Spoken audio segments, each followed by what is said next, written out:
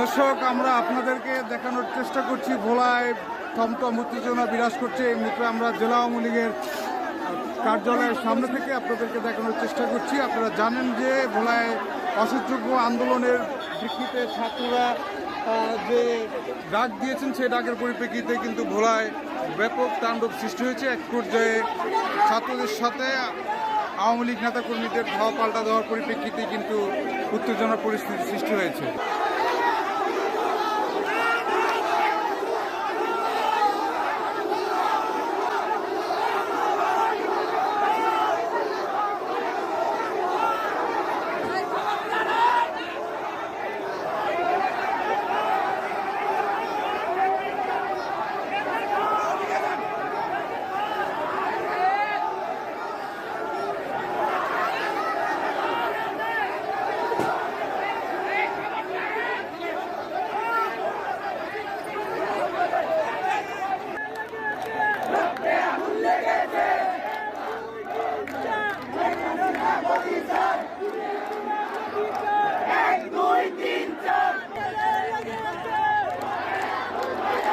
ছাত্রছাত্রীরা এসে জড়ো হয়েছেন এবং তাদের যে দাবি, এই দাবি বাস্তবায়নের জন্য কিন্তু তারা এই সরকারি স্কুলের গোল চত্বরে অবস্থান করেছেন। আমরা দেখেছি ঘণ্টাব্যাপী এই যে অনশন রয়েছে, যে মানববন্ধন রয়েছে, যে কর্মসূচি তারা দিয়েছেন, সেই কর্মসূচি পালন করছেন।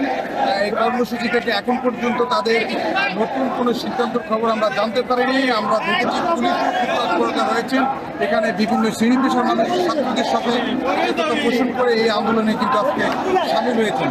অপরদিকে আমরা খবর পেয়েছি যে আসলে শহরের অন্যান্য জায়গাগুলোতে কিন্তু ছাত্রলীগ সহ যুবলীগের নেতাকর্মীরা অবস্থান নিচ্ছেন, যদিও একটি টান উত্তেজনা এখন এই মুহূর্তে ভোলার সরকারি স্কুলের যে গোল চত্বর রয়েছে, সেই গোল চত্বরে কিন্তু অবস্থান করছে।